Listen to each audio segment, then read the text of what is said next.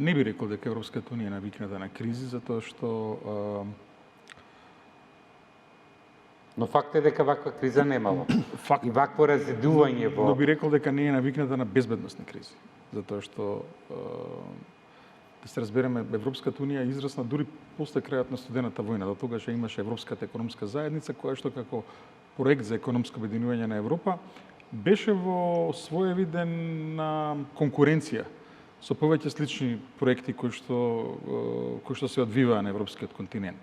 ОЕЦД, Комисијата на Обединетите нации за Европа, Советот на Европа, ЗЕУ и така натаму. Значи, Европската унија некаде 80-тите години со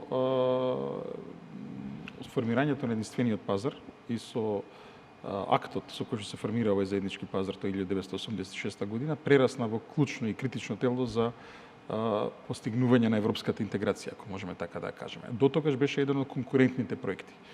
И од тогаш, едноставно, кризите со кои што се судираше Европската унија беа врзани околу кризата со чекорот на обединувањето, односно секој наредно проширување или пак продлабочување носеше некакви си кризи и кризички, па се сеќаваме на онаа цела серија на референдуми кои што ја редефинира Европа, кулминирајќи нели со референдумот во Холандија и во Франција, кога проектот за нов европски устав и поинакво устројување на Европската унија пропадна целосно, затоа што и Брексит исто беше голем. Брексит дојде после, меѓутоа 2005 година францускиот референдум